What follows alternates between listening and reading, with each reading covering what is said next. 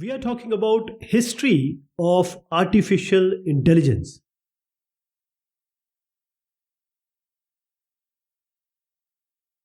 Here you see ENIAC. So ENIAC was the first programmable electronic general purpose digital computer. This was Turing complete, and ENIAC was able to solve a large number of numerical problems through reprogramming. So it was designed to compute the artillery firing tables for the US Army. And in fact, a lot of progress in this AI field has happened because of defense and wars, enemies. Because right from the very beginning, this AI was heavily funded by the defense agencies.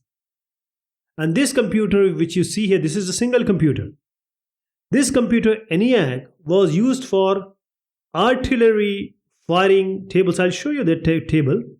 And it could compute a trajectory of a projectile in 30 seconds. 30 seconds. And this, if you remember, there was a time where there was a proper job of human computer. You might have seen a movie where in NASA there are three women, and this was called as Hidden Figures. And these human computers, they would compute these projectiles, and they may take around 10 hours to compute one projectile. And this can be done by the ENIAC, which I just showed you, in 30 seconds. 30 seconds. So this is the computation or the projectile table I'm talking about.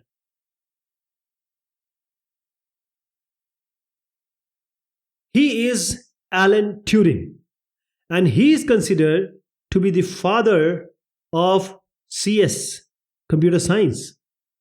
You might have seen that movie called The Imitation Game. So here is the still of that movie. Now, Alan Turing, he said in his seminal paper, what is the seminal paper or seminal work? This is the pivotal or landmark study, the articles that are initially presented as an idea of great importance or influence within a particular discipline. So we are talking about computer science here. And he said that I propose to consider the question, can machine think? So he actually asked a question, can machines think? And that is why we call him as the father of computer science. You know, because the question he asked was in 1950, when there were very few, very huge, humongous type of computer. And they were only trying to find out the trajectory, computation. So let us say that you have a computer. Now it hangs. Can I tell you that now your computer is angry with you? Here is Stephen Hawking. You know about him. We all know about him. But if we don't know about this person, he may not be able to communicate. He has other means to communicate. So the main thing is that the point Alan Turing was trying to make, that it is possible that the non-living beings or things, let us call them as things only. So the things may also think, just that we have no way to know, because the things have no way of communicating. We communicate through our hands, through our mouth, various ways we communicate. And this is how we know, because all the books, research paper we can learn today. And one important thing is the brain. The brain is meaningless in absence of communication in the body, or communicators in the body. As I said, our way of communicating, body, hand, etc. And therefore, Alan Turing said that the only way we can figure out that these machines, the data machines, or you can say things, that how they can also be intelligent. That is, we can ask them questions, or we can create a scenario where we can judge the non-living thing or machine's decision. And he has devised the famous Turing test, and we are going to talk about that. And just remember, by that time, the field of AI is still not born. AI, the word was even not coined at that time. So this is still his thought experiment. And he wrote this in this paper, seminal paper, and this idea actually picked up. Can machines think? Here you see John McCarthy. So he's one of the founding fathers of artificial intelligence. And I must not name few of them like Marvin Minsky, Alan Neville, and Herbert A. Simon. But all these people, they actually were, you can say, the father of artificial intelligence. So McCarthy, he coined this term AI or artificial intelligence in 1955 and organized the famous Dartmouth Conference in summer 1956. And this conference formally started the AI. Let me give you a brief idea. That is, in 1956, what happened? These people came together to do a 2-month, it was a 2-month workshop at the Dartmouth College in 1956. These people are called founding fathers. They say in their proposal, that is the project proposal, that we propose a 2-month, 10-man study of this AI. So this is the first time the word artificial intelligence starts to get used, and given by, again, John McCarthy, and he was at Stanford. So John McCarthy, he worked a lot on chess, and he also created, or you can say co-created, the language called Lisp, which is a declarative programming language, which became very popular in the 70s and 60s and 70s. So they say in 2 months we will solve this AI, and they met together at Dartmouth College over the summer. And this is where the field was officially born, as I indicated. Of course, they had to spend more than 2 months for AI to be solved, and they have still not solved it. All these people, or you can say all these AI guys, they were highly optimist. I should not say highly, they were heavy optimist. Alan Neville, all these names are here. Alan Neville, Herbert Simon, they were from CMU, that is Carnegie Mellon University. So these two gentlemen, they were working on these logic. They were actually the logic theorists they were. And they were trying to find out whether this AI system, they can prove the systems, prove the theorems automatically. Then Marvin Minsky from MIT, he was a co-founder of the MIT Massachusetts Institute of Technology AI lab also. And he has also made many contributions, including he built one of the first neural network learning machine.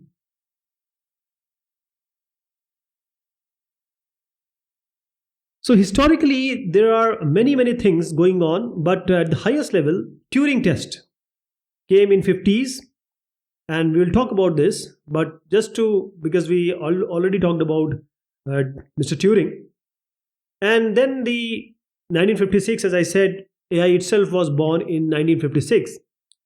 Then comes 1964, ELIZA. The ELIZA was the first chatbot. Now we always encounter chatbot today, but this was 1964 I'm talking about. ELIZA is an early natural language processing computer. So there is another field, NLP, natural language processing computer program, created from 1964 till 1966 at the MIT Artificial Intelligence Lab by Joseph Weizenbaum. Then came Shaky the robot. This was the first general purpose mobile robot to be able to reason about its own actions. So while other robots would have to be instructed on each individual step of completing a larger task, Shaky could analyze commands and break down into basic chunks by itself.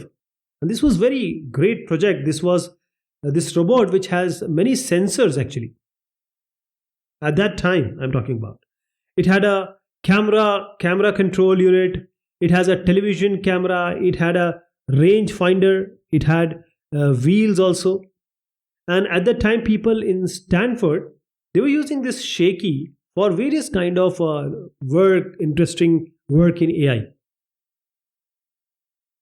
Now, then things started to go a little bad for AI. As an analogy to Western countries' winters, there were the time of AI winter.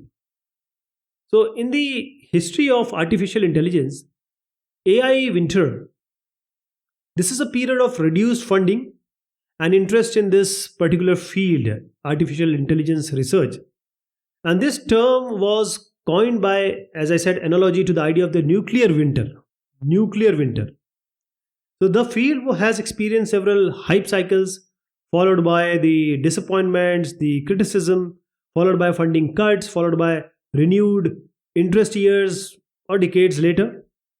And the term appeared in 1984 as the topic of public debate at the annual meeting of this AAAI. And then it was called as the American Association of Artificial Intelligence. And it is a chain reaction that begins the pessimism in the AI community, followed by the pessimism in the media, or you can say press, followed by a severe cutback in the funding, followed by the end of serious research.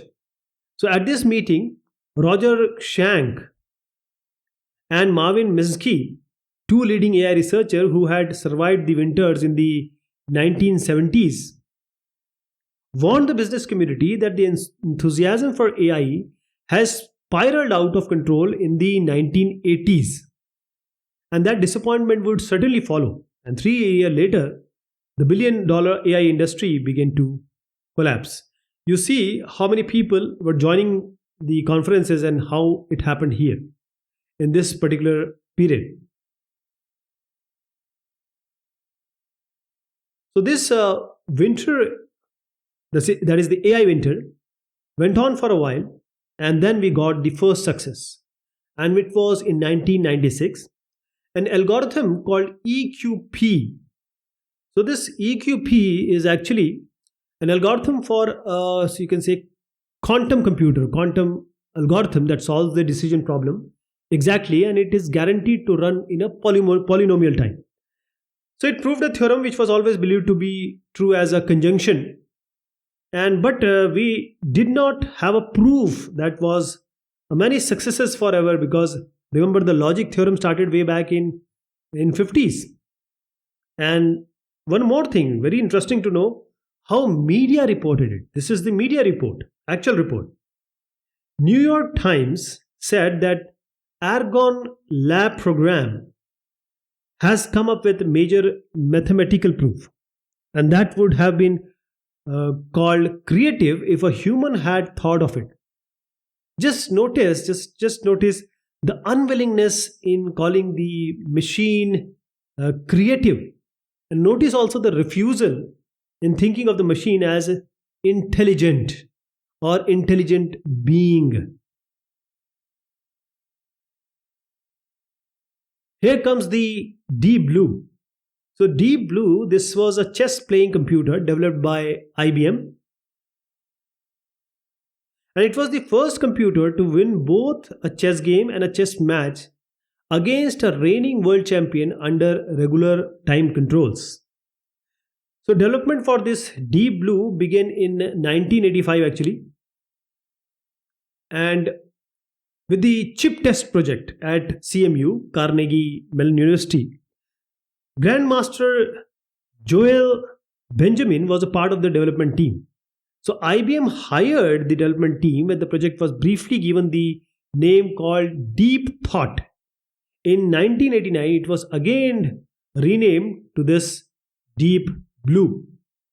So Deep Blue won its first game against the world champion, Garry Kasparov. He is Garry Kasparov in game one of the 6-game match on 10th February 1996, However, Kasparov won three and drew two of these following five games, defeating Deep Blue by a score of 4-2. So he actually first beat this Deep Blue. So Deep Blue was heavily upgraded before playing again with Kasparov in May 1997. So Deep Blue won all the six games, thereby winning the sixth game rematch. It was 3.5 to 2.5 and becoming the first computer system to defeat a reigning world champion in a match under standard chess tournament time controls. However, Gary Kasparov, he also accused IBM of cheating.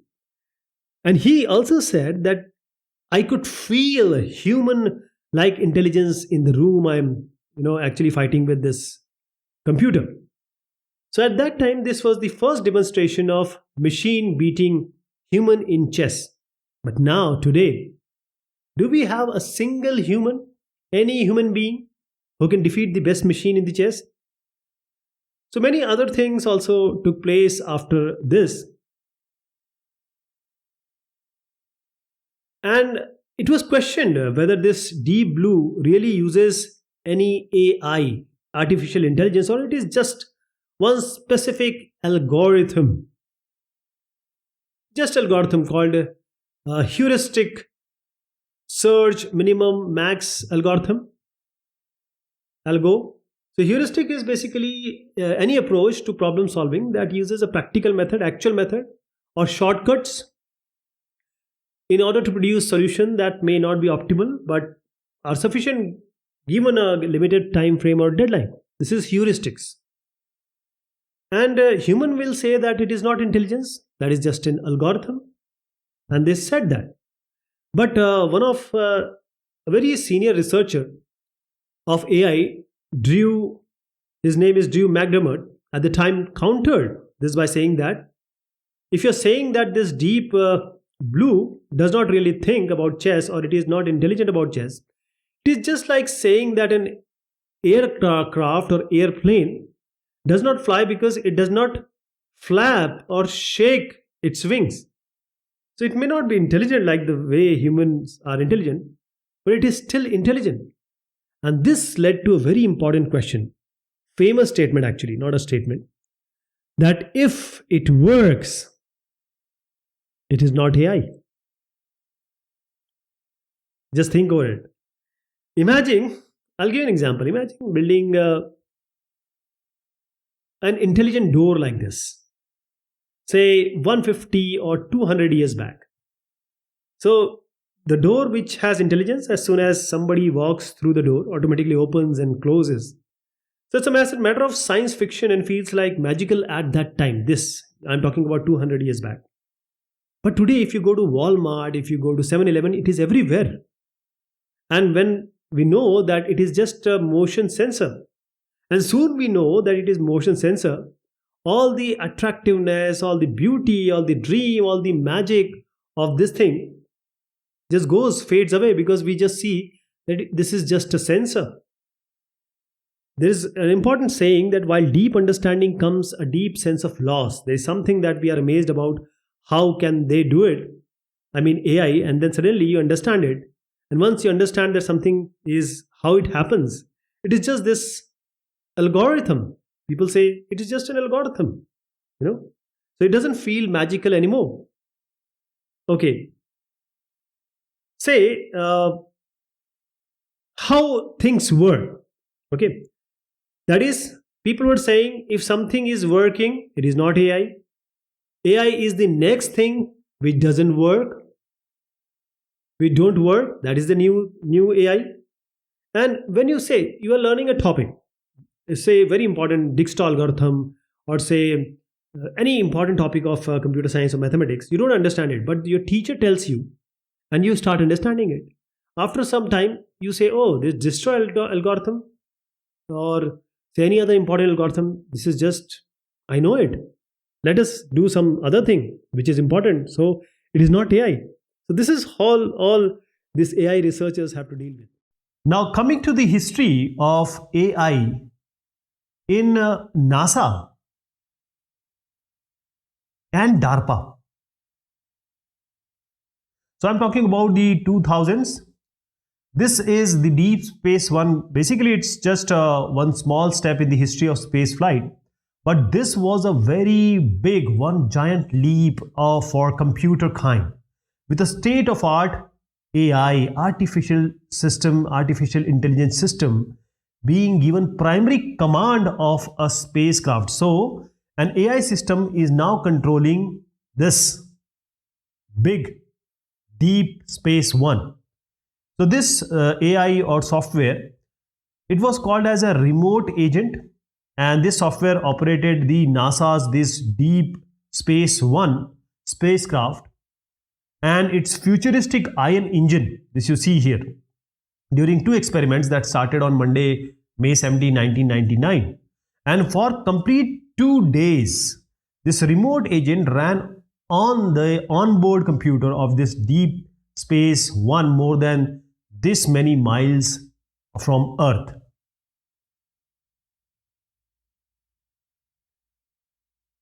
This is about the Mars rover, and I'm talking about 2004 and 2009. And I need to take a reference of AEGIS. This is an algorithm. A autonomous, E exploration, G gathering, I increase science. So this algorithm AEGIS that provides automated data collection for the planetary rovers. So the AI algorithm that provides automated targeting capabilities uploaded on the Opportunity rover. So this is the Opportunity rover in December 2009. And with this AEGIS, the rover can intelligently choose targeted areas, offer the scientist the ability to move around this planetary surface and explore different areas of interest.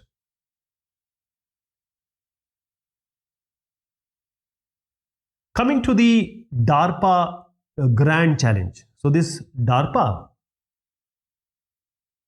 stands for Defense Advanced Research Project Agency. This is the most prominent research organization of the United States Department of Defense.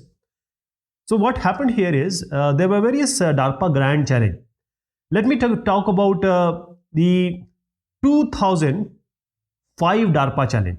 Because if I talk about the third event, the DARPA Urban Challenge extended the initial challenge to autonomous operation in the urban environment.